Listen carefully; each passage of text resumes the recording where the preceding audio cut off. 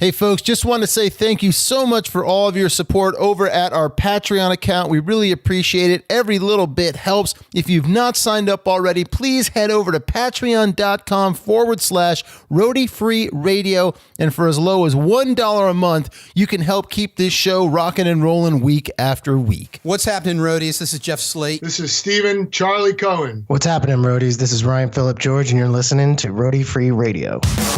What's up, Roadies?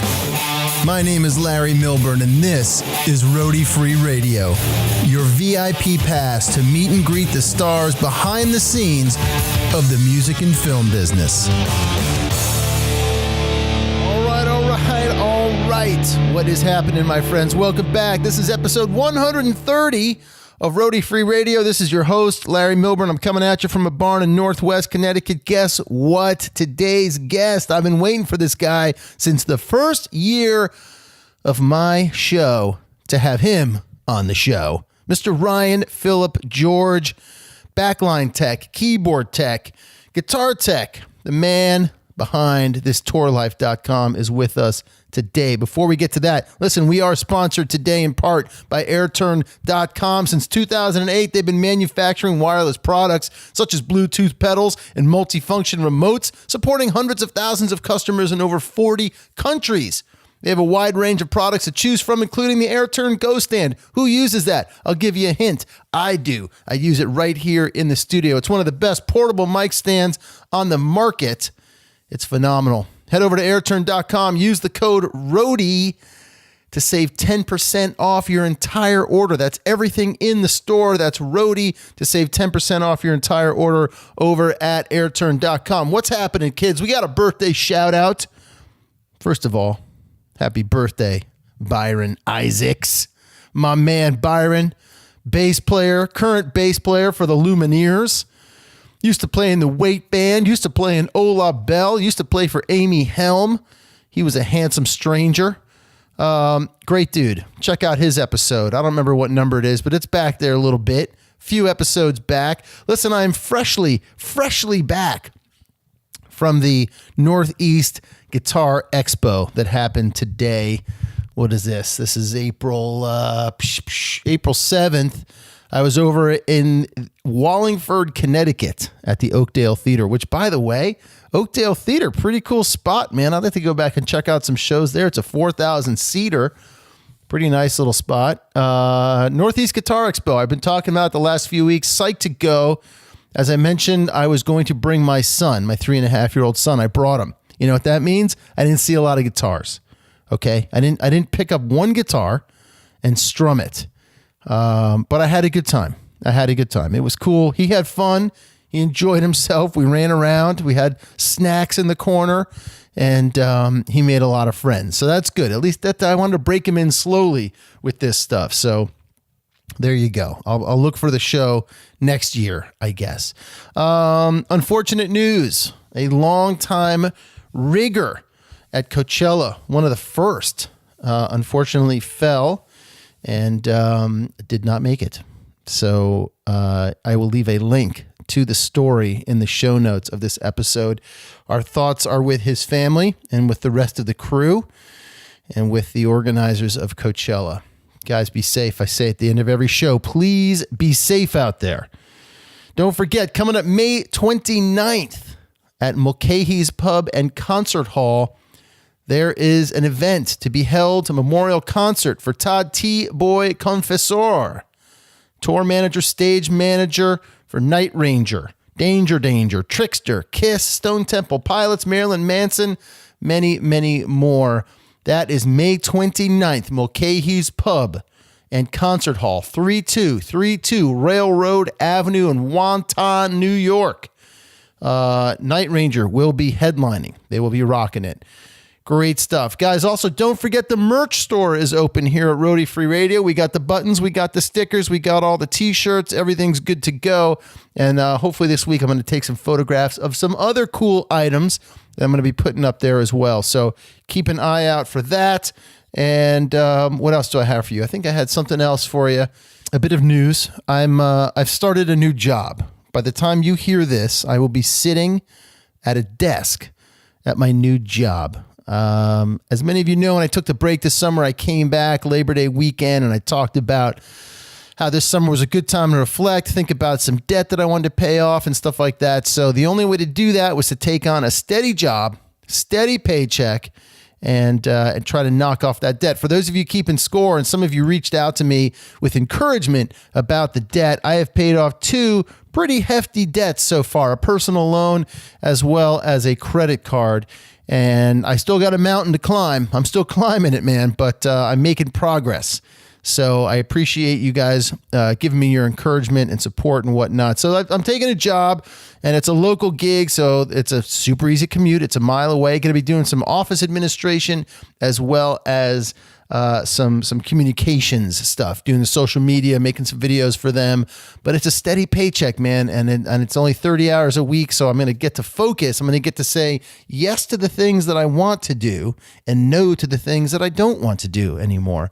Because that's what you got to do. And quite frankly, it's going to let me focus on roadie-free radio a bit more than has been going on. If you've been following us over at YouTube, you'll see the videos I was putting out at kind of a regular clip. Those have fallen off as well.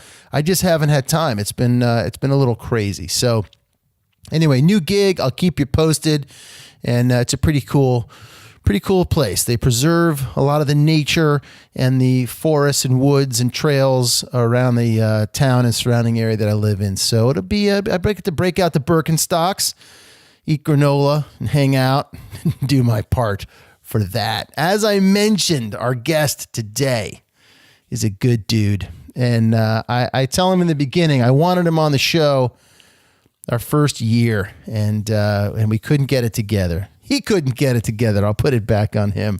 Ryan Phillip George is my guest this week. He's Backline Tech. He's been out as a tech with Beck, Jack White, Sigur Ros, Arcade Fire, MGMT, Macklemore, and he's currently out with Cab For Cutie. He is a partner in the website thistourlife.com, which is a research-supported article based that is focused on the music touring lifestyle. He's doing a lot of great work. There are a lot of folks that I've had on the show recently that are really trying to focus on the live touring community, what you all go through on the road, off the road, physically, mentally, all that good stuff, spiritually, and Ryan is working hard and trying to bring out a lot of good information for everybody. And it was nice to have him on a show. Little did I know it was actually his birthday when we did the show. And so happy birthday, Ryan, to you. Anyway, great dude. I think it's a bit of a lengthy interview, so I'm going to jump right into it right after I let you know that we are also sponsored today by ShowPro Beard Co. Because what would a bearded roadie be without some tasty beard balm to keep him looking quite handsome out there on the road? ShowPro Beard Co., my friends, was started by Chris Wilson, live audio engineer Chris Wilson and his wife. They've created their very own unique formula of beard balm that not only performs well in terms of health and nourishment, it also provides the control, shine, and pleasant aroma that any bearded professional would appreciate. Now, these are non-waxy, all-natural beard balms. They will leave your beard soft, smooth, and nourished. There are several different natural-smelling scents to choose from, like Home Sweet Home, Morning Wood, Through the Woods, Chain Motor Oil, and, of course, they've got original unscented. Use the code ROADIE over there at showprobeardco.com. When you check out at the store, you get yourself 20% off your entire order. That's 20% off when you use that code ROADIE. So head over, slap that stuff on your face and on your beard. It smells good. It feels good. And damn it, you're going to look good. All right, guys, here we go. Mr. Ryan Phillip George. Hit it. Call yourself a roadie. Call yourself a roadie. Call yourself a roadie. Writing is a huge struggle. It's a really big struggle for me. I think like the way that I brain dump an article, it like is painful for every other person in my life. When they read it, they're like, this is amazing, but we really need to like fix this. The process for you. Yeah, because I kind of, I do a ton of research because I guess the reality is that putting yourself out there in this business can kind of not always be the best thing especially if people think you're just talking out your ass. Yeah. And Exactly. if you kind of make certain claims to certain things, there's too many people out there who I believe will just sort of that whole. So the process of research is like it's painstaking, but probably my favorite part. And then I just dump it all down on a page and I'm like, there it is. And it's like, my wife reads it or someone and she's like, I know what you're trying to say. And it's definitely a difficult process for me. And it takes way too long. Yeah. Way too long. Yeah. Yeah. But it's marked as anonymous, but I have to ask, did you write the article on hotel rooms? I did not. I had one of my very good friends who's been doing this for a long time sent it to me sort of as a joke. It was not entirely a joke because it was put together pretty well. Yeah. And I was like, I want to post this. And he was like, I think then he took like a second thought and was like, I don't think I want people to know I'm this neurotic, And I was like, it's fucking hilarious. It's totally hilarious. I read it this morning and I was like, oh my, it just made me cringe because I was like, I fucking love hotels and I love traveling and all this stuff. But I thought like, God, the level that it was thought through of like covering the remote and just like, wow, you're right. Someone probably fucked somebody on this desk right here. It's all the truth that I think goes through certain people's heads when they tour or you're in hotel rooms all the time. I think I sort of stopped thinking about that kind of stuff. And it just fascinated me that I know that there's people who do, right. And it's like that when he wrote that, I was like, well, I want to post it. And he was like, okay. And I was like, well, we'll do stuff to it. We'll kind of like, but I'm not really going to change it. Right. Like, I'm not going to dress this up. And that's why it was like, warning, like as a joke or whatever. Yeah. And he was like, yeah, I don't think I want you to put my name on it. And I was like, I really think you should put your name on it. But He didn't do it. He didn't go for it. He didn't do it. He didn't want the attention either. Not that it like garnished like tons of attention, but it definitely got some laughs. That's for sure. Oh yeah. It's a great article for those listening. It's a great article. Go find it. A bunch of people tried to make guesses too of who the person was. And I think maybe I told one or two people and right away they were like, that makes a lot of sense. That makes a lot of sense. Well, Ryan, dude, thank you for coming out on your birthday to be on Roadie Free Radio. I appreciate it. I like your polka dot coffee mug there. Thanks. Good. It goes with the tattoos. I need to do a little bit of ass kissing before we get started. And that is that when I started Roadie Free Radio almost 3 years ago, in 128 this episode? It's going to be 128. I was looking around in the space for like what's out there, and came across this tourlife.com. And I was like, holy shit, man, I gotta, that's the beacon. I think I reached out to you early on too, to be on the show and try to get your voice and everything. But, it was and is, cause I went back through the site, today and prepping for this, and I was like, wow, man, you just have it, you got it laid out. And so I appreciate the level of detail and for providing a newbie like me to this space, a bar that is set for a place to hit, if that makes any sense. And I know it's like you're talking about a website and blogs, and I'm doing a podcast, but it's still like you said, right? The presentation, and you got to know your shit. And so anyway, actually, it's funny. I kind of, when you reached out, I'm pretty sure I sort of avoided the whole thing. You did. Just because you shut me right down. It was just purely like, I don't think he really wants me on this podcast, or like, I think that also there was a lot more like hopefully in the works. There was a big picture. There was a really small picture, but the idea was to just start so grassroots and just sort of try to build like some sort of consistency, so that when we did other things, this is not just me. It's not only not just me, but I wanted, I sort of wanted contributing writers and stuff. I didn't want it to be about me specifically. So also doing an interview about it was like, this isn't really supposed to be about me. Right. The fact that I've ended up I've ended up sort of doing a larger chunk of the articles is just pure like desperation of people saying they're going to do an article. And then a year later, I mean, I've had people chasing them down for like a year and a half or so. Yeah. But when they do it, when they finally do it, they love it. Sure. That's the thing. Like, I think they sort of learn a lot about just thinking about the business. Yeah. I mean, I know I did. Yeah. I mean, most of the time I was trying to answer my own questions. That's really what it was. I was like, I had these questions. I would Google or do whatever and go, there's nothing here.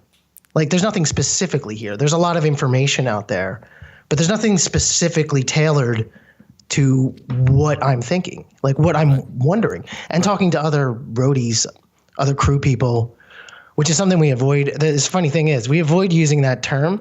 We made all these so I have a kind of a silent partner, Dave, who I kind of went to. It was like, hey, you build websites and we tech together, whatever. Could you help me do this?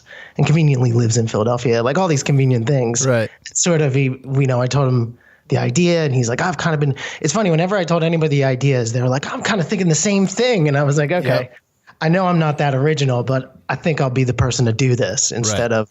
Sometimes that's all it takes, right? A lot of people have a lot of ideas, but there's the fear factor of actually planting a flag and going for it. I think that's the biggest motivator for it is that a lot of people, being on the road, sitting on a bus, shit, people, I hear people come up with incredible ideas all the time. Like I would just like be fascinated on the bus of some of the people that I've had the opportunity to tour with who would just kind of blurt out these ideas that they've been thinking about forever. And you're like, that's pretty good. Unfortunately, good ideas they're just good ideas, you know, and like bringing something into fruition is like brutal sometimes, you know, and it kind of points out all the flaws. It points out all your weaknesses. You have to learn to be kind of brutally objective and also a little bit fearless and go, maybe this isn't that big of a deal. Like I'm making too big of a deal of this and maybe people don't even care anyway. Right. You know? Right. Like, and you have to allow room for the growth that it's going to take and to find your own voice. You know what I mean? Unless it's something that you've been working on, since you were a kid and, if you're writing or whatever it is, for me, like doing the podcast, right? It took like 25, 30 episodes, I feel like, before I started finding what my voice is on this thing. And now it's, I just can't shut up, but. See, I get that now. Yeah. Like I get that idea. I think too many people, I think we all sort of look at other people's accomplishments or other people's things or, refer it back to the business or whatever, is that they just went in, they did it. They were just good. Yeah. And I think it's a pretty big misconception. Yeah. I think as, a cliche or not cliche, like failure is like the greatest teacher of like in most aspects, I think, sure. I look back at the early kind of stuff we were throwing out there with this tour life and I don't even look at it anymore because I'm just kind of like, well, I don't even know what that was supposed to be, and then I look at other things and I was like, how do we do that again? Like how do we hit on that kind of thing again? And that's part of the reason there's like not always that many articles, because we didn't want it to just be gratuitous. Of course, practice does make you a lot better. And there's probably about 15, 20 articles written that have just never been released. Yeah. Maybe they will be, maybe they won't. I don't know. Right. What do you want to, we're starting with this tour life. So we'll hit it all now, I guess, up front here. What do you ultimately want this tour life to be for you? And for now, and then let me, not just for you, but for your community. I mean, that's a kind of question that gets brought up, like I think about constantly. Like, what do I want this to be? Do I want to be like associated with this as my name? Like, because in the very beginning, I kind of separated myself a little bit from it. I didn't really put myself out in front of it, mostly because I was kind of nervous about what the reactions would be and some of the things that we were going to talk about. There's a big picture in changing. It's funny. I listened to a bunch of the podcasts, and there's a very similar theme that sort of runs through when you kind of have conversations with touring people. And one of them is the struggle sort of life and job. And there's a constant message of difficult, like making this decision or making the decisions to do this. And I think like that there's a shift that should and is sort of happening in the business. But it's like one of those things. I guess what I want to do is help bring awareness, like this tour life, to bring awareness that there's plenty of things to do to not have this like, to not sustain all this damage. If that makes any sense. It's like, if you're a high-rise worker, you know you're a high-rise worker. You get paid appropriately to be a high-rise worker because you're taking the risk. You know what the risks are. You know that certain safety is important. You also make certain decisions. You know, I mean, my dad was a firefighter. He was a city firefighter. He knew what he was doing. He knew what he was getting into. He knew the risks. He knew, you know, obviously nobody wants that. But I feel like maybe there's a lot of people who get into touring and don't know what the downside of it is. Well, I think people are talking about it a lot more now. Yeah, absolutely. Well, because in the beginning, it's I'm going to go on the road. I'm going to go, right, that great unknown, and go out with a band and just like be in the lifestyle, right? Until you do it and it grinds you down. Then you're like, oh, I got to figure this shit out because I'm in pain. Well, I think it is broke. Well, yeah, I think it is something that you have to figure out. I mean, it either.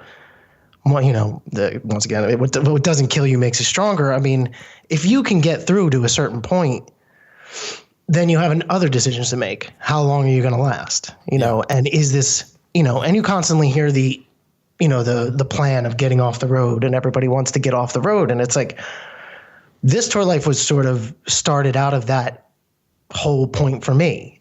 Basically, like, I didn't know if I wanted to be on the road anymore. It wasn't going well for me. It went really, really well. And then it sort of started to kind of turn, things weren't going as well. I wasn't in the right places all the time. I didn't have the right attitude, like substances, whatever, everything just starts taking a dark turn, personal and everything. And this tour life was basically, my quest to go, well, what do I do about this? Right. Like what are my possibilities? Do I just walk away, or do I kind of find a better way to do this? Yeah. I guess. Right. Well, I imagine, because I know, there have been several times when I'm done with an interview and, whether I'm in, it's in person or the Skype or something. And I sort of debrief with the guest afterward, where the guest will say, man, I have not really sat down and thought about my career in such a way, to be objective about it. Yes, you sit on the bus and you talk to your friends and you talk to the crew members and stuff like that. And you maybe debrief like that, but you don't always get the chance. And so I'm imagining that you have found the same thing. You've been around a bit longer. When did you start this tour life? I think it's been about 4 years, 4 years, maybe. Oh, wow. At this point. Like a little bit over a year and a half before me. Somewhere around there. All right. So yeah, I would imagine at this point, you've probably had conversations with people where they're like, dude, thank you. Like, you're finding people that like needed some of this stuff, and you've found a community. Obviously you've got a community of people that do what you do and everything, but I think that voice, right? And so as much as it is for you to put this out there to sort of help you process what you've been going through and whatnot, I'm imagining that for others, it's been helpful as well. Yeah, well, I guess there was even people who I was on tour with who didn't actually really put two and two together. And then they'd see maybe the more I started kind of shifting to doing like Instagram posts and stuff, they're like, wait a minute, hold on.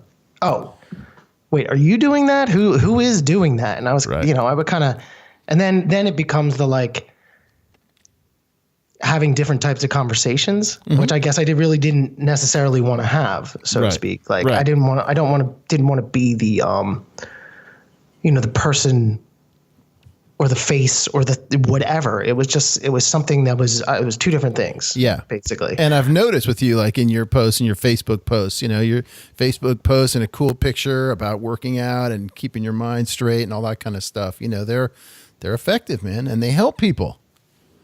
Well, we sort of made the decision. It's been a constant evolution of like I said, like, what is this? What is this going to be? And I've let, you know, as I say, the market dictate.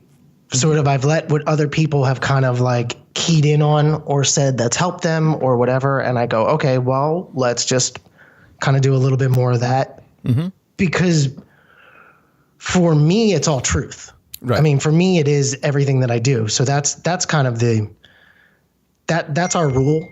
Like, that's our rules. That's mine. Mine's birthday text message from my mom. No, nice. Now she's gonna just, what are you doing? How's it going? Where are you? Why aren't you answering me? Yeah. So I just talk about what I do. Like, mm-hmm. I mean, I went through a very difficult time 3 or 4 years ago, mm-hmm. and that was the search. Like, how do I survive this? Like, how do I personally survive my personal life? How do I survive touring? How do I not become a victim of my own inability to figure this out? Mm-hmm. You know, and it's not that, in the end, like, to me, it's not that big of a deal. I think it's that everybody's going through most of that stuff. Right. So if I'm going to put myself out there, you know, it has to be exactly what I'm doing. So if anybody who tours with me, like, they know that's what I'm doing, you know. Yeah. I practice, you know, so to speak, what I preach. Otherwise, it just doesn't mean anything. It's just like a bunch of information that, you know, and what I was testing was, if we talk about this stuff, if we talk about mental health, if we talk about sleep, if we talk about whatever, and then I don't apply any of it, right? What's the point? And if maybe I apply some of it sometimes and then whatever, but like I said, mostly it's the things I do. Right. You know, for, you know, perfectly or imperfectly at all times. Yep. You know. And if you don't mind, like, the tough time that you were having, was that personal stuff that was affecting work, or was it the work life stuff that was affecting personal, or was it just all together? It was just like not a good time.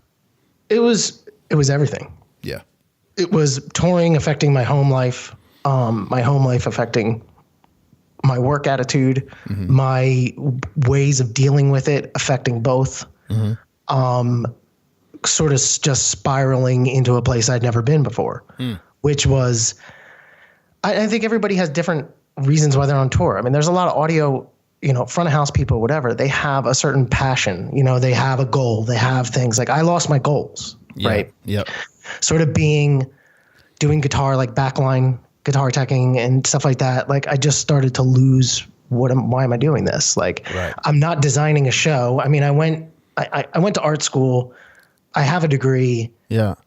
And I didn't have any goals with what I was doing anymore. So in a way, this tour life became like the goal, like my goal. Mm-hmm. And being on tour was now I'm an observer, mm-hmm. which made it so much more fascinating, because now I'm listening, I'm observing, I'm watching, I'm listening, and I'm watching people who are making the same mistakes I did. Mm-hmm. I'm watching them struggle with them.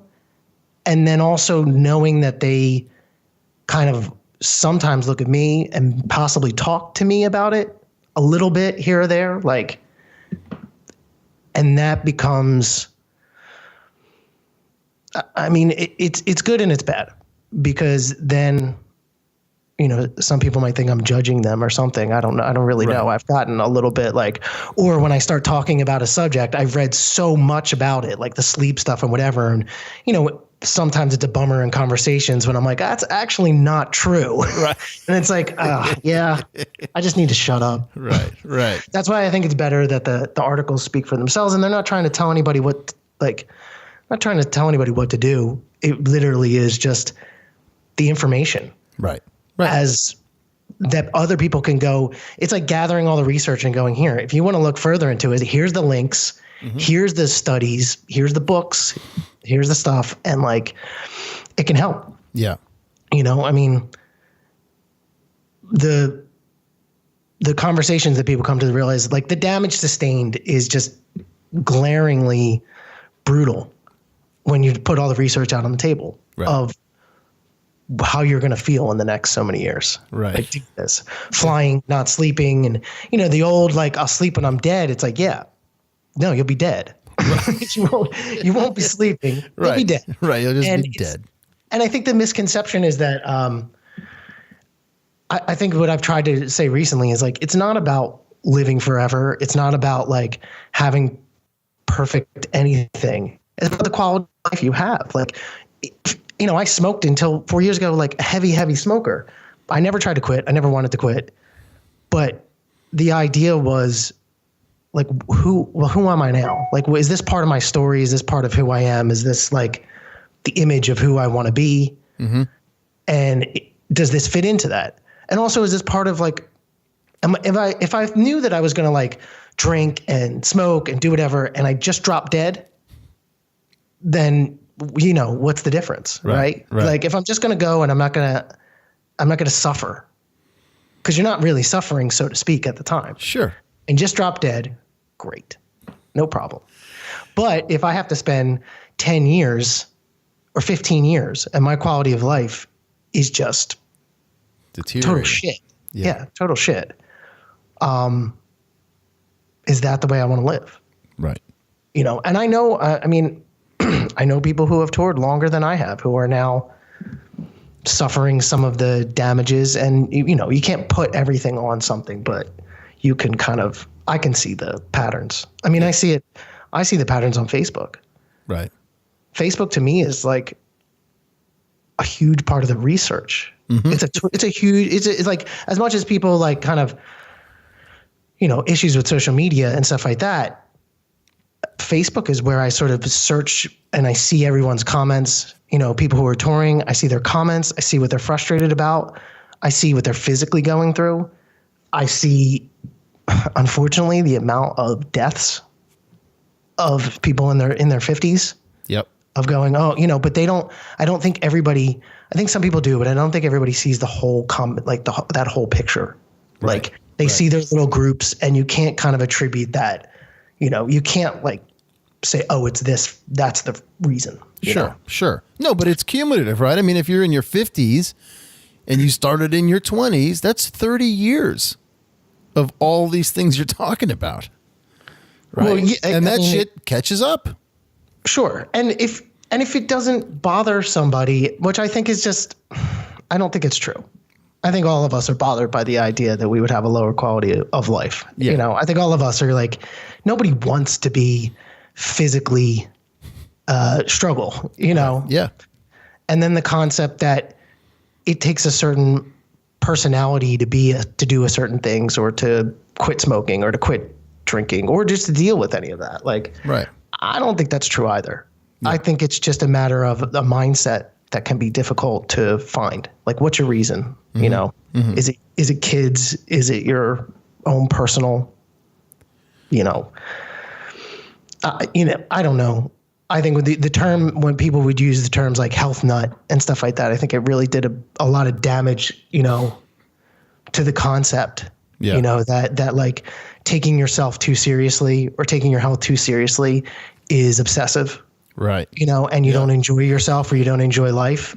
I think I would kind of push the argument a little bit the other way. Sure. When half the time you're hungover and don't go out on your days off because you're hungover, and like, yeah, you did have a good time, but yeah.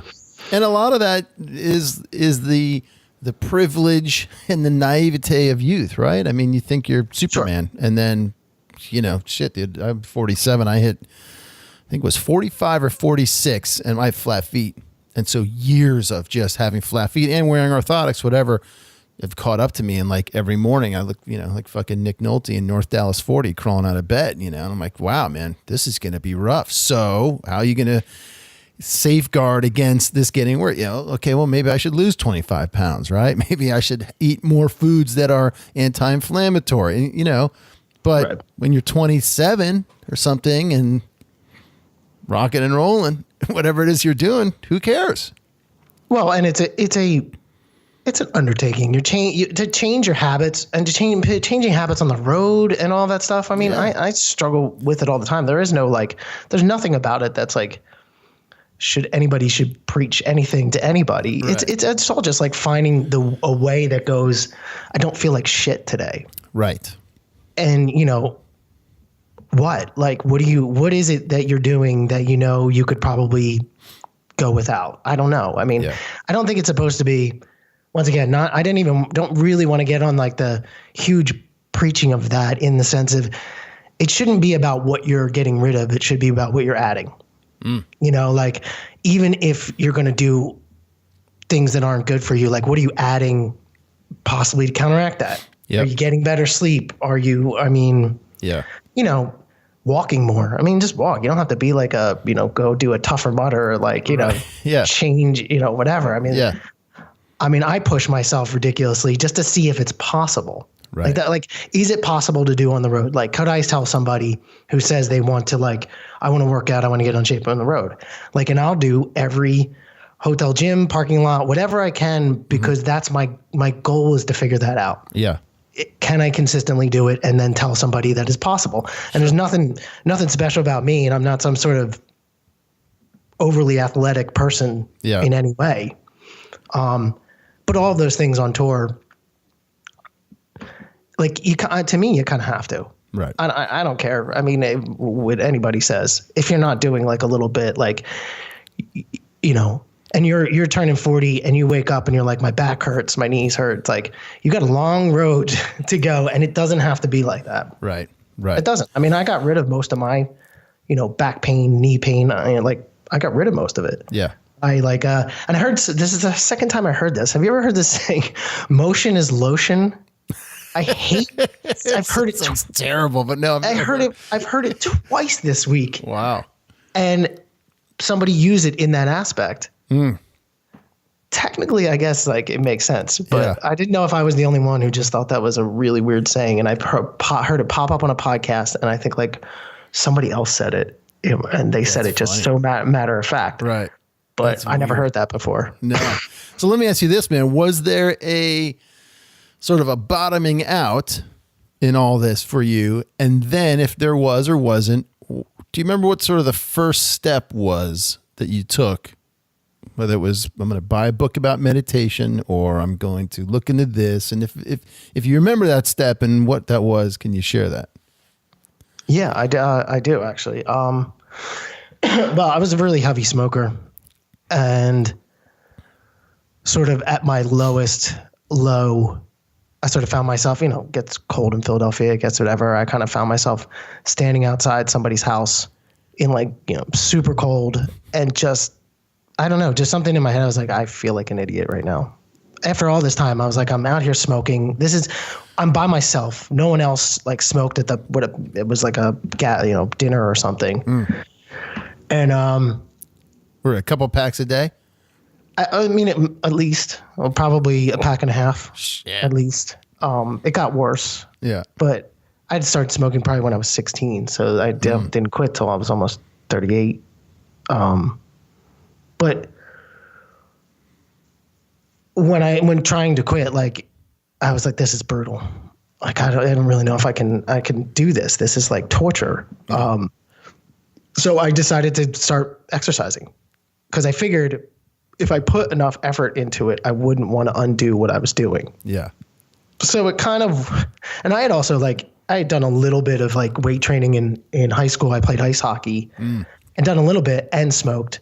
So I was like, you could do both. Sure. And some people do. Yeah. Oh yeah. But I wanted to kind of that was all with the beginnings of this tour life. So originally this tour life was just sort of, about the questions that I thought were out there that people just weren't answering. And it was frustrating or annoying, or just why isn't there any information or a consensus on any of this?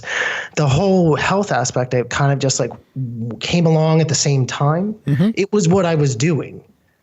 And also battling depression, which I had never gone through before. I wouldn't necessarily say that I'm a person that has a propensity for, depression or whatever, but I definitely had issues with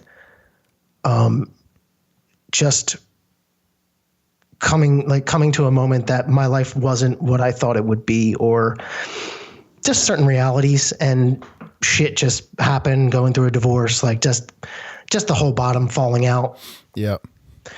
And then, realizing like, shit, I think I'm depressed. And like, Right.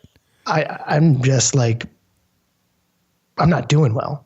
And on tour, that's not a good thing. I mean, especially when people see it.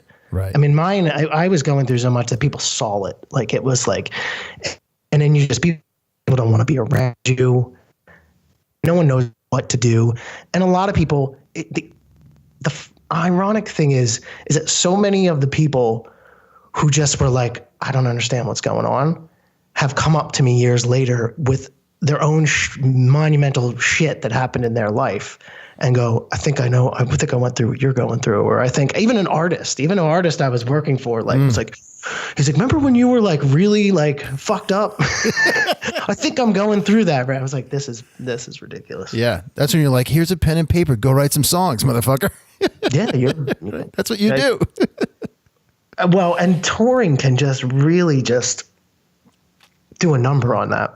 I mean, even in, once again, like this, the research and stuff that I've done is like just sleeping in hotel rooms alone. Your half your brain is still on alert because you're in an unfamiliar place. Just by your nature, right. You're not sleeping well. Yeah. Right. By the nature of being in an unfamiliar place. Yep. And then you're depressed. And, I've unfortunately had this conversation too many times about like the artists and stuff and people who have, taken their lives. And I've had even friends, touring people who have done it. It doesn't get as much attention, but, and some people that they've been like, oh, well, what about blah, blah, blah? Like, how do they do that? How does that happen? Like they have their whole, they're rock star, this. And I'm like, it's bullshit. Right. It's bullshit. It doesn't matter. Right. Like if you're that depressed, like you're away from your family. Like, just recently being in Australia, like, we were having this conversation about the fear, and a particular artist brought it up, and this is not my thing, this is his. But like that, the jet lag, not sleeping, not being on the same time or whatever, being in a strange place. And, I'll add to the idea that you realize you can't just go home. Like I'm halfway around the world. I don't want to be here, or I'm a little bit sad, or I miss my family, or I don't like, the environment or whatever that's going on. Mm-hmm. You can't go, you can't do anything. You're just stuck. Right. And the weird thing that happens, I think, when you're in a hotel room by yourself, like even if you go out and have a couple of drinks, you want to come sing, and like how that emotionally affects you. And you could sit in your room and now you can't fall asleep. And now you're just getting into a really messed up headspace. And it's not good. Right. So let me ask you this. Let me throw this one in the mix. So you got all that going on, right? You fucking jet lag. You can't sleep. You're away from your family. You're depressed. You got the whole ball of wax. And this is true whether you're an artist, probably more so for the artist, but obviously also for a crew member. Because come 8 p.m., there's 10,000, 15, 20,000, 500 people that don't give a fuck about your problems. All they care about is they just spent $20 to a ridiculous amount of money to come and see you perform. So A, as the performer, you better bring it. And B, as the crew member, you better have brought it during the day and you better bring it for those 2 hours. So how do you reconcile that if you're an artist? I mean, obviously this is a better question for an artist, but you've seen it up close. So, there's that end of it too, right? Well, I think that's where people excel. Down. I mean, I think that's where roadies, techs, artists, musicians, whatever, sort of excel. They excel in that moment. They excel in pushing all that stuff behind them, which is why you have the conversations with the people you have. They excel at like we may suck at life, so to speak, or whatever, but the people that, I mean, even, that I've listened to on your podcast or everything, they excel at that. Yeah. They do that. Unfortunately, some of the other stuff, they they sort of live for the moment of the job and getting the gig done and doing all that and that pressure. And for some people, I mean, it depends. For some people, that pressure can be tremendous. I mean, I've had certain situations where shit's just not going right. Mm-hmm. And it's like you start getting into this, like, I'm fucked. You know, stuff's going down. And you know, you have a plan. You always have a plan. You get through your plan. You do your shit. If you don't have a plan, you're screwed. But, and then, you know, shit can go a certain way and people can start just drinking, you know. What are you doing when you're drinking? You're numbing yourself from something, you know, even if you're having a good time or whatever, you're trying to like calm down from the show.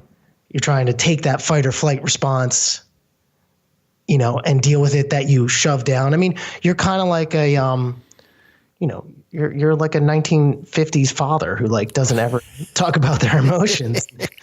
Basically claims to be a robot, and then you realize when they're like 80 and they're drunk and crying that they did have all these emotions or whatever. Right. I mean, I've sort of gone through that with my own father. He's a firefighter who never talked about his job ever, and now that he's retired, he will talk about his job. And then I don't want him to talk about his job because it's brutal. It's like it gets so dark. It's like, no, I get it now. Now I get it. Yeah. I think roadies do. I think they do. And also, you don't fare very well being the person who's always obviously pointing out that they're not doing well. Or that they're upset or whatever. And as much as I think everybody wants to support other people, that's a very difficult thing to do. Sure. I mean, I've felt very abandoned or you don't know how to, some people don't know how to like help people, but they definitely, I think a lot of people would say they regret not like reaching out or helping people, but that's a very difficult thing. Yeah. But yeah, I will say the mental aspects of it all, I think coincide with the demands for you can't fuck up. Mm-hmm. I mean, and shit goes wrong and shit happens, whatever. But like the reality is you can't just fuck up. Right. Like, something goes wrong, it goes wrong. But fucking up is like, that's it. Yeah. You know, I mean, there's not too many chances. Nobody turns around and goes, hey, that's okay. You know, you forgot that. Right. You handed me the wrong guitar. It's all right. Yeah. You know, it's all good. We'll get him tomorrow night. Let's move on. Yeah. It's kind of like that better never happen again. Right. You know, right. And you're going, shit, I was distracted. You know? Yeah. I've had, you know, text messages, you know, from my wife or whatever. And like, you know, try not to look at your phone, try whatever, and go at the same time, fuck you. I might have an emergency at home. Sure. I mean, I know plenty of people, probably most people turn off. I don't know if everybody does it anymore. We used to just turn off your phone during a show. Right. But I had an incident, you know, happen with my son and my phone was off. Not worth it. Like that's the other thing I decided too. I decided at that point that how to fit priorities like into the whole thing as much as possible. Mm-hmm. Because at a certain point before it was like, oh, you got to just do this. You got to do the job. And can't be the guy that's always on your phone talking at home. Can't be the guy. Can't be this. That, like I was saying, that paradigm shift, like there's a lot of whatever we would call like old school roadie mentality. Mm-hmm. I don't think there's tons of things wrong, but as you can see, probably I know from your guest, we're talking about like the attitude towards, you know, women in the business, which I think is complete horseshit. Mm-hmm. And that attitude isn't just saved for, you know, women. It's basically saved for anybody that doesn't fit into this roadie A-lister mentality, I think sometimes. Sure. And I think some of the best people are the people who just don't subscribe to that shit. Yeah. You know, they don't, it's like, I don't care who you are. If you're good at your job, what do I care? That has nothing to do with me. Whoever has that kind of mentality or whatever, then they're dealing from some insecurity that they don't know how to talk about or deal with or whatever. I mean, if they're going after anybody who's because they're of their gender or rate or anything, they have a problem, right? Like because it's irrational. It's completely irrational to say that there is one dominant, race or male or anything just to do a fucking job. Right. Right. If you learn audio and you're good at audio, that's the deciding factor. Yeah. So, and a lot of that mentality, like, is, I think it's getting weeded out. I mean, and I can't say for sure because I definitely don't deal with it obviously anywhere near. And so someone could say, the opposite. Right. But, I've done, many tours where there's, multiple positions and females that aren't just production assistants and monitor engineers. They're, whatever position. And it's the same tour. Actually, It's better. It's better because you don't have a bunch of like jackass all the time. Right. Having stupid conversations. Like it kind of changes hopefully it shifts the conversation. Sure. A little bit. So you've been in since your early 20s, yeah? So we're talking about 20, 25 years you've been doing this. Have you seen a lot of changes in those 25 years alone? I think huge. Yeah. I think it's slow. It's been really slow. I think there's a lot of I think a lot of the business is really kind of stuck in not having like forward progression of changing. The way that people get hired, the way that we work, the way that crews are looked at. I mean, I could go on forever, because I could break it down to financial. I could break it down to taxes. I could break it down to payroll companies and all of that stuff. That is the one thing that I'm extremely interested in when it comes to like this business, because I think it actually takes a mental toll on people, really, is the lack of structure. I mean, you work in the film business. I mean, the film business unionized like for a reason, a huge reason. I don't think anybody in this business seems to want something like that. And I'm not necessarily an advocate or against that, but it's every man for himself. Right. And in that aspect, no shit, you're not getting what you want. Like, no shit, you're not getting paid what you want. No shit, your hours suck. Like, people that ask crews to do some crazy shit. I mean, I've done Southeast Asia tours where there's no break. You just do a show, you fly. That night you fly. Into the next day you fly. Every single day for like, 14 days straight. That's, and the band could be, there's two things going on. Shows are selling out. We're just adding more. It's like, well, you're not paying me more. Right. But then the opposite side is shows are not doing so well, so we need to like cut back on your quality. Like cut back on flights, cut back on the food that's being done, whatever. Mm-hmm. And who's going to fight? Who fights it? The crew. The crew goes up against, and every individual, has their own priorities of why they're there. Yeah. It is a very interesting thing. I mean, because you look at the history of film and the history of the film business, there've been a few revolutions. You talk about the studio system being broken down by the directors, in the 70s, late 60s, 70s, and all that kind of stuff. And then the rise of the producer, mega producer, and all that stuff. Music business, man, has been controlled from the top for so long. And then, with streaming and digital coming out, like this whole other beast came along and slapped everybody in the face. And, it's, it's weird. It's weird. Well, I will say though that the touring industry has tripled in the last 20 years.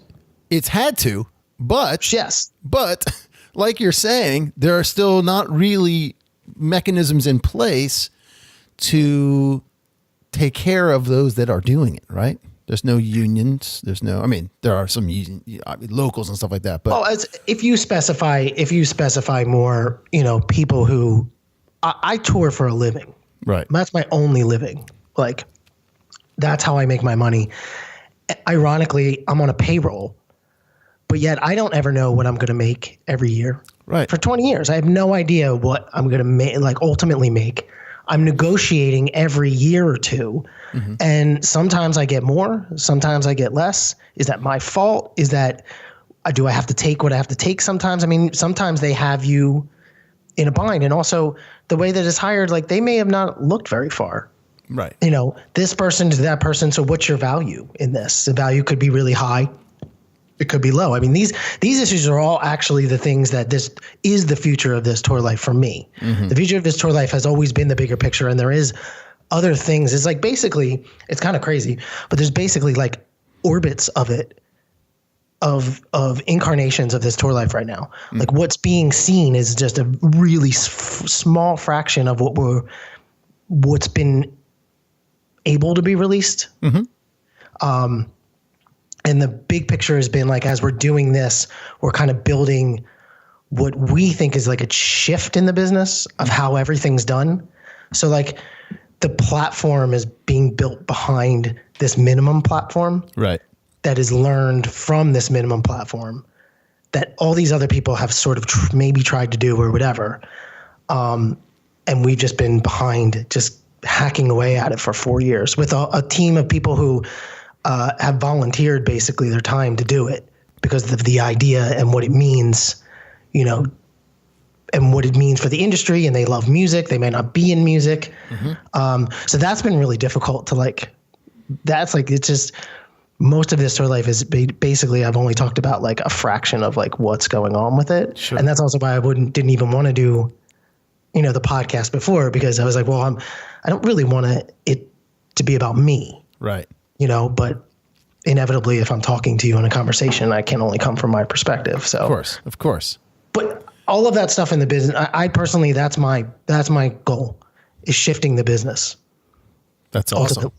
And shifting the business in how people perceive their health and what they can do on the road, showing that there's very easy ways to just take better care of yourself and you'll benefit hugely from it. I mean, most people are coming home. In the sleep article, I realized something was that the chronic jet lag is a thing.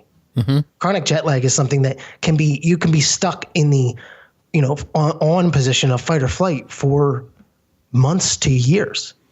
You know, I would come home and everything would irritate me, but I was happy to be home. But every little thing got on my nerves. Right. And that's been part of the other structure of, you know, the things we're doing is like, okay, we started a conversation.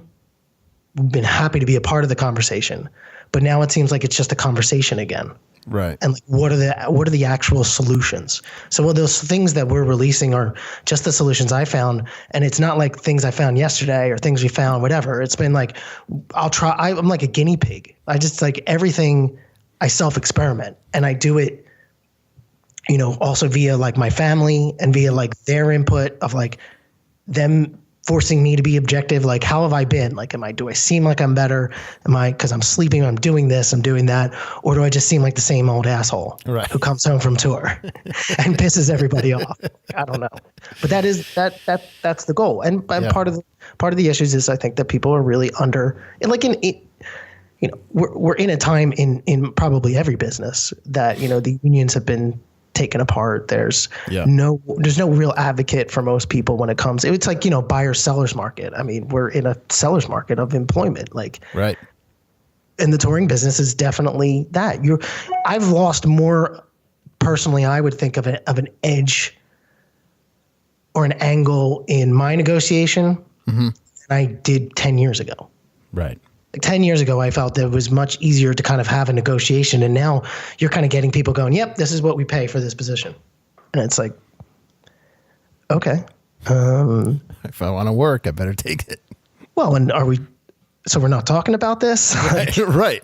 You know, like, right. And it's like, well, we could, but this is all we got kind of thing. And it's like, well, this is a rate that I got offered 10 years ago. Like you're offering this position. You're not offering me personally. Right. Or anybody else that I know, you know, like that becomes even harder and harder to recommend people because you're like, well, if you need work, here it is. But, you know, are you going to be pissed that you did this? Because that's the other thing. You're giving up so much. That has always been my argument. Right. If people want to be like, oh, yeah, we're doing this tour, sharing rooms. It's like, I have a house. Why do I want to go out here and like pay for that house while I share a room and I take all these like, you know, I lower my quality of life just to have this job and I'm gone all the time. Right. Like the whole point is being gone all the time. It's supposed to be like Deadliest Catch or something. Like you're supposed to just like, you should be making a bunch of money and coming home and then deciding what you're going to do. But now it just seems like I got it. When's my next tour? When's the next, you know? Yeah. Yeah. When's the next time I'm working? And like, even now thinking on a tour that I have, tours start winding down. It's not as much work. It's like, I've been lucky enough to be on, retainers and stuff, and that stuff has gotten thin. I mean, when I first started working, every gig I did, I was on a retainer, which I was like, this is awesome. And then learned the lesson that was not every tour. That's so awesome. Right. And tour people know all this stuff. I think they know all of it. I think what the thing is that what are the solutions? They know all the problems. I mean, I can listen to, Ready Free podcast and hear people that I respect and that I think are awesome and stating the same problems, that there's a fundamental issue in how this is done. And there's also damage done. And I would put even into theory that if people were taken care of better as far as financially, if they were kind of happier with what the outcome was and why they were making the sacrifice and that it was worth it, that I feel that a lot of other things would improve as far as your personal health. Sure. And stuff like that. And I think that's, it's like if you're trying to like go running and you're trying to fix your health of your life and you're like hate the tour or you feel like you have financial stress. I mean, that's why with this tour, like we try to do like a financial article and this, because I think they're all a part of that contribute to all those stresses. And you could be dialing one area in and another part is falling apart. You could be happy about the fact that you're getting in better shape or that you're finally got the gig you want, but that you're unhealthy or that your a significant other isn't very happy, that you're gone as much as you're gone, but you're happy because you're doing what you want to do. Right. So now, you have all those things. And all those things get brought up in your podcast, which actually I thought is amazing. And listening to it is like, I feel like you should just have like one giant group conversation podcast. That would probably be a nightmare, but maybe they would get like a response from each other going, well, would you ever think about this? Right. Yeah. Well, no, and that's certainly session. Sure. And certainly those round tables and whatnot, would be good. And as you say, with this tour life, you've got bigger plans and things. I do with this platform as well. But the reality is, work and everything else, you can do what you can only do what you can, right? It's like, just to go back for a second, talking about sleep and jet lag, Jim Weeder, guitarist, Telecaster, master, and buddy of mine, a few years ago when I met and we started hanging out more, I'd go film him at shows and whatnot. We'd be in the city or wherever the hell it was. He lives up in Woodstock and he'd hop in the car and drive home. A few other people might spend the night. And I'm like, Jim, man, like, you sure you're okay to drive? Why do you want to drive back? He's like, I can't do it. Too many years on a bus just messed up my nervous system. It's just easier for me to go home and be in my own bed as opposed to like getting a hotel and staying in a hotel, and I thought like, wow, man, that's crazy. It's crazy the lasting effect of that, but that's the reality for some people, right? It's like it can affect you. Yeah. For a lot of people. Yeah. Well, I think it causes, definitely there is a level of anxiety. Yeah. It's a form of post-traumatic stress. I believe that there's, I think your body sort of reacts to that. Definitely getting on a plane, my body starts to just go like, really, how many times are you going to do this? Like, right. Yeah. How you like, we just got through this, like, right. Like, what are you doing? Let's dive back while we have a little bit of time here into actually kind of how you got going. You went to Temple and you were a photography major. Yes. Did you think that was going to be the path? What kind of photographer do you want to be? Mostly kind of more fine art, modern art photographer. Mm-hmm. I went to a fine art school, which was probably, in retrospect, you need to know why you're there. Mm-hmm. Like I got into pretty much, every school that I wanted to for fine arts.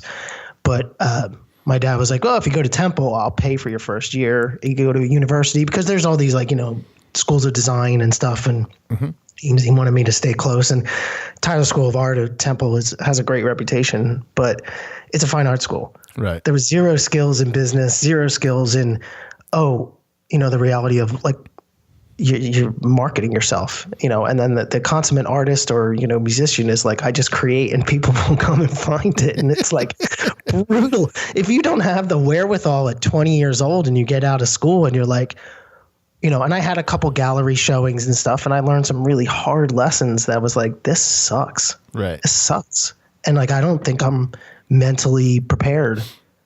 I would be much better at doing it now. Sure. And once again, this tour life is part of that trying to be creative again, Yeah.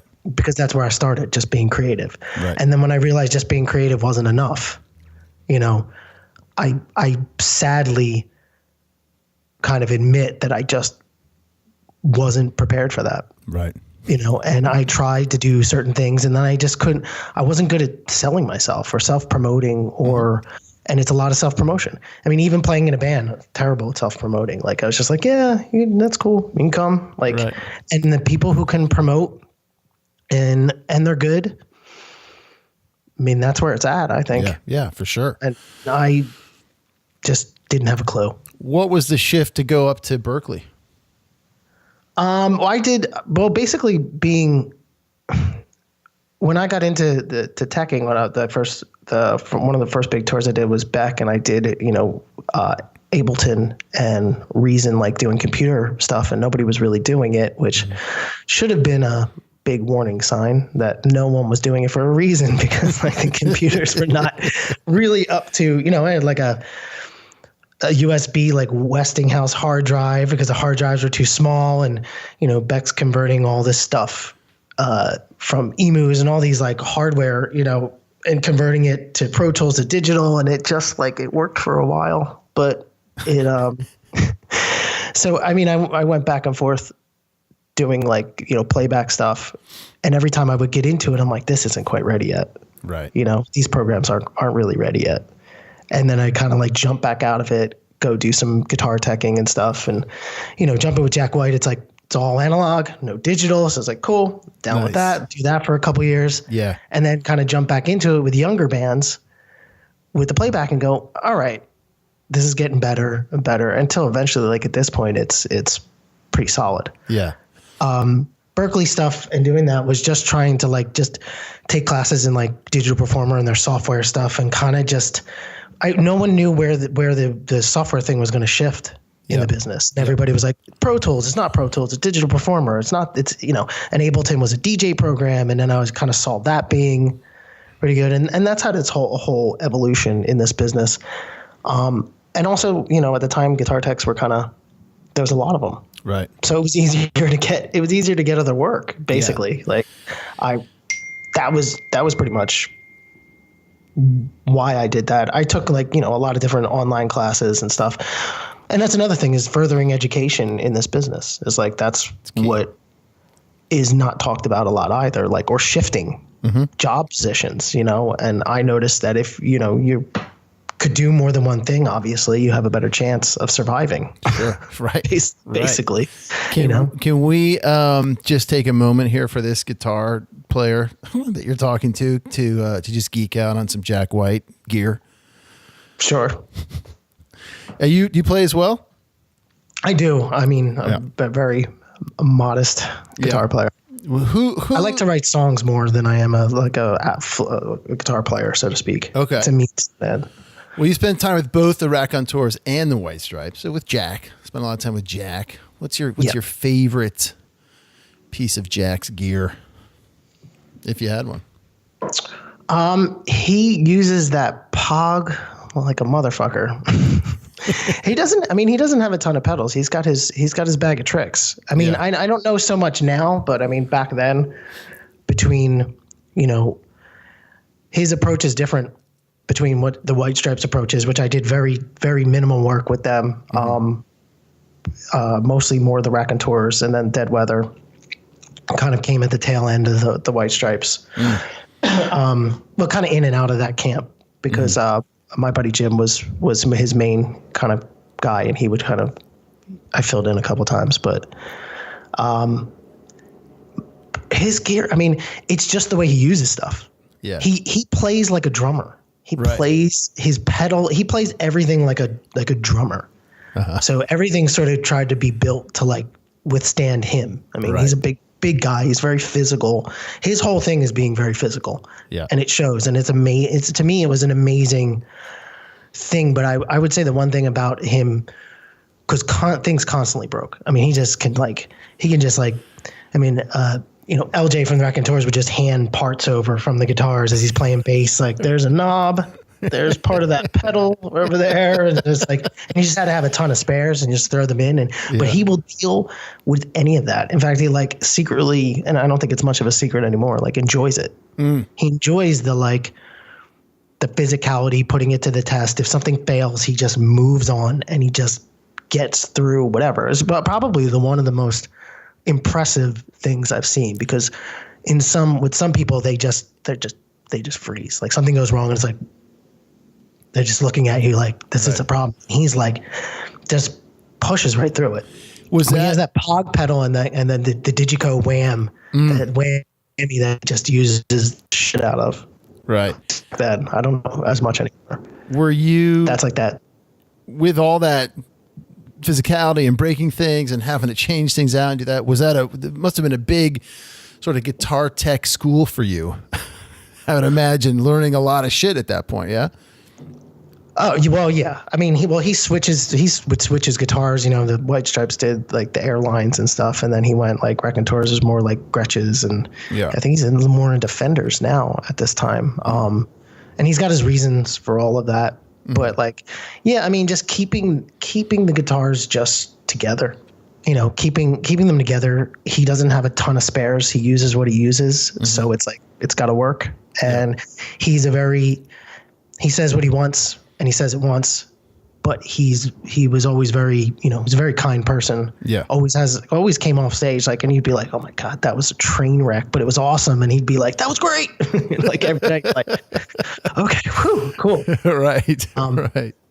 Yeah. But that was a huge lesson for me. And I was still probably, I guess, in my late 20s. That's pretty much when I went through my divorce. Actually, going through the Dead Weather is my, say this out loud on the podcast, is like my swan song in life. That tour was like my spiral into just the depths. I mean, and it was fitting for that tour as well. It was it was a very dark tour. Yeah. So that was kind of like moved on from that whole era, was right around there. I mean, and it was, mutually like moved on because I was miserable. It was just like, and I pretty much was going to not tour anymore. Wow. And then sort of came back, dealing with much younger bands, different angle, like kind of that, the Beck and the Jack world, and they're all kind of related, and you're kind of going around, orbiting with a lot of the same people and stuff. And like, they moved into other things. It was like a whole new, it was different people. It was a new start. Sure. Sure. Well, I can see from like MGMT to Macklemore, Ryan Lewis. I mean, that is a different vibe. And some of those people, some of those things eventually 10 years later were people that I knew 10 years before. And people come in and out of your life. And like, some of them are like, hey man, you good? You all good? It's like, yeah. I kind of lost my shit there for a little while. For some who did or didn't know, plenty of people probably don't give a shit or know or whatever. But right. Just in my own world, it was like, felt like I had a magnifying glass on me about everything, which probably is barely true, but that's how it felt. And Ryan Adams, he's probably had a pretty solid guitar collection out there. Yeah, I only worked for Ryan for a really short amount of time. It was sort of a hop-in thing.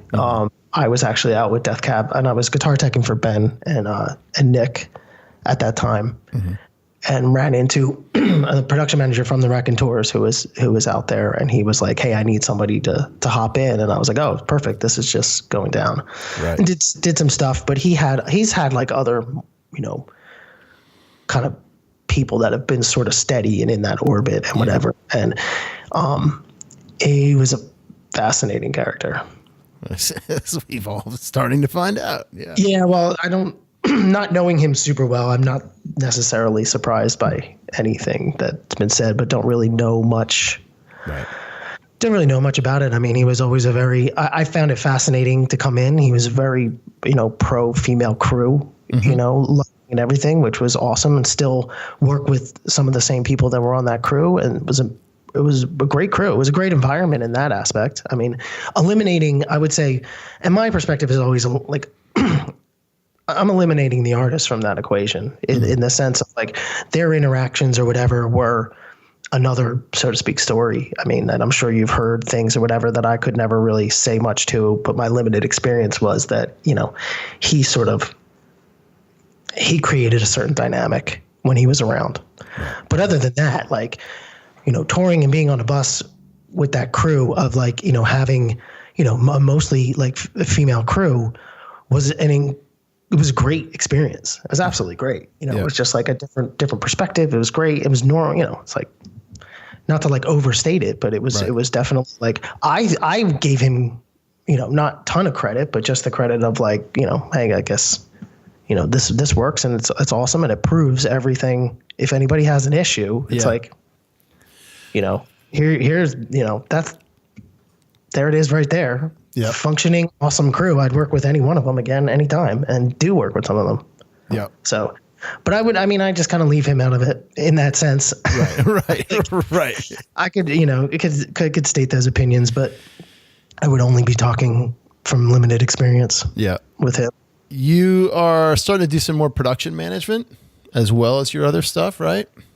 I started to do that a little bit, but that was a lot of compromises of working for younger bands, kind of taking over roles of like some of the people who were involved didn't have as much experience, and doing that and going, maybe this is what I want to do. And then going like, well, if I want to make more money or I want to do whatever, but I think you really have to be pretty passionate about that angle of it, you know, and the people who are in it, that's what they do.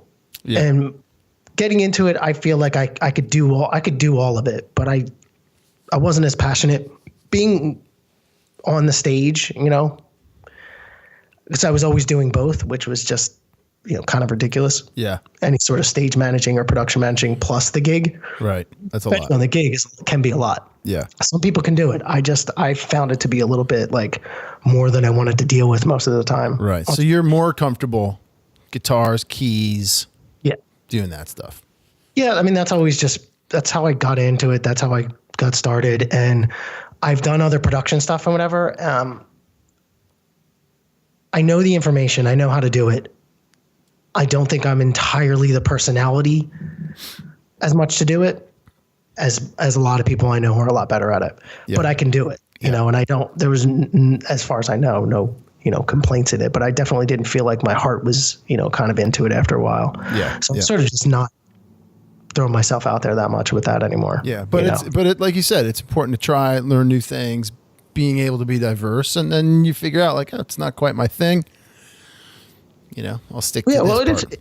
It is fascinating. And it's fascinating to watch people in the business go from some people being a drum tech or what, you know, something. And then next thing you know, they've made certain choices and decisions and they're doing front of house or monitors or they're big tour managers. There's a lot of people who are big tour managers who started off doing backline and whatever. And mostly probably because of money. Right. You know, they could make more money if they took on the responsibility and, or just they got bored. I don't know. Yeah. But people do move around.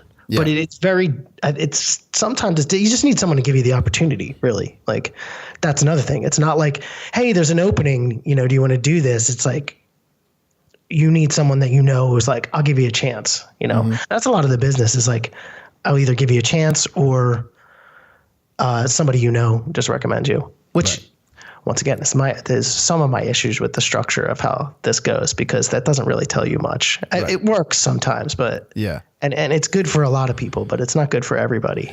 So let's end on this. What is the one thing that if you could snap your fingers, you would change in the industry right now?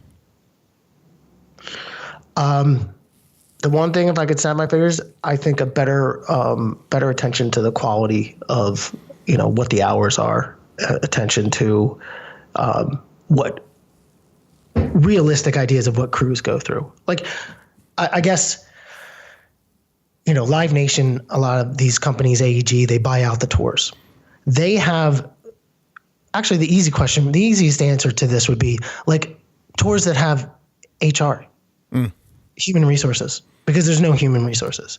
Yet you have, companies that are involved. You have all these things, but we're disassociated from all that stuff. And I don't understand how. I mean, I understand, why, but if the Live Nation buys out the tour, to me, aren't they responsible for everybody who works on the tour? Why are they only responsible for the people in their office?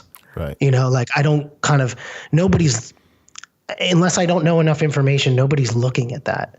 Right. Right. Nobody's handling disputes. Nobody's making sure that there's no hourly abuses. I mean, no one's clocking my hours, right? So let me pose to you this. We've also done the thing about employment of a contractor versus an employee and looked into a lot of stuff like that. I don't get paid by the hour. Right. I also don't get paid a salary. I get paid a rate, which is not an employee, but I get paid with a payroll. So it is an employee. But now I'm a contractor because I don't work there every day, no matter what. I go home, but then I don't necessarily make up my hours or when I do things or whatever, but I do my job the way I see fit. And in the timeline that I, so to speak, see fit. It's incredibly confusing. And I think those things would be, if I could set my fingers, those things to be sort of addressed and sorted out, because they've been sorted out in almost every other business. Right. Like people sit there and say, oh, it's too difficult or it's whatever. It's like, look at the flight attendant, business. Like airlines have sorted out all kinds of rules. Yeah. Like all kinds of things, and dealt with even the health issues. Yeah. Nursing is considered a carcinogenic at this point. Literally, like by the World Health Organization. Like all of that stuff has been addressed. I guess the business being as sort of as niche as it, so to speak, is. Mm-hmm. But there's no reason for it not to get that kind of attention. Well, it's interesting too. Is there's no 10-hour day for you, right? It's not like at 10 hours you get overtime or golden time or any of that shit, right? Like for me, I put it in my thing. Right? If I'm going to come shoot you a video at 10 hours, right, I get to make more money. Well, and as an employee, my hours are supposed to, if I'm on a W-2 and I'm an employee, my hours are supposed to be considered because after a certain amount of time. And I'm sure it would be, so many people can make the arguments in a lot of different ways. I do understand that because I've had this conversation quite a lot. Mm-hmm. And people can make an argument and go, well, but you don't work on that Saturday when it's the day off of the tour. It's like, yes, but I'm not home. I don't get to do what I want to do. Right. Like there's a lot of semantics and debates in that. And I think it should be resolved. Even if it's a day off, you might still be restringing 5 guitars in your hotel room, right? Plenty of people do work on their days off. Yeah, I try to refuse to, but you're catching up on shit. Yeah, you don't have a choice. So, yeah. All right, good. Some change. Yeah. Pushing it to change. I like it. Hopefully. Ryan, happy birthday, man.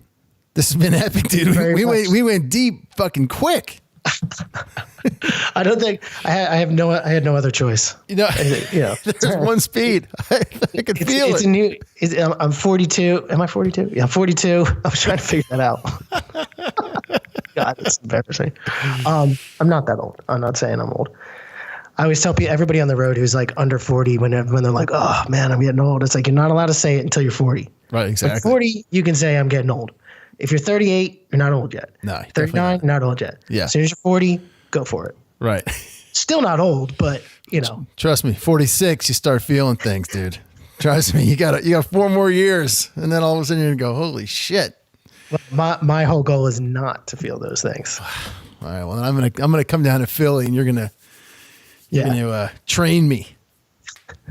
Actually, you guys have some great restaurants, especially vegan restaurants. Whew, some good spots down there, man. Yeah, we have a few. Actually, it's pretty difficult being home because I live in Fishtown, and the restaurants are not only popping up, but we also have a couple of my wife and I have a couple of friends who have opened restaurants and stuff. Nice. And there's one up the street, and my sister-in-law coincidentally happens to have become the manager. So we're just going to these places all the time. I'm my God. I don't like to, because you're out on the road, you're eating all the time, all the time. But it is great. There's been a huge. I'm born and raised here, so it's been incredible to see like the resurgence of Philadelphia, whether people like it or hate it or whatever. Right. Right. We don't care. Well, dude, thank you so much. Good luck to you out there. Stay in touch. And maybe Awesome. I'll see it. Maybe I'll see you in June, College Street Music Hall. Yeah, that'd be awesome. All right, dude. Be well. Ryan Phillip George, you're the man. Thank you, sir, for being on the show. Guys, next week, episode 131, I've got Boulevard Carol Entertainment Group's very own Anthony Cioffi is going to be on the show. During the week, you can follow us at Twitter, Facebook, Instagram, SoundCloud, iTunes, Google Podcast, YouTube, and Spotify, all as Roadie Free Radio. Check out the website, roadiefreeradio.com. Send me a note, man, because you know I want to hear from you. That's info@roadiefreeradio.com. And my friends, in the meantime, you all be safe out there.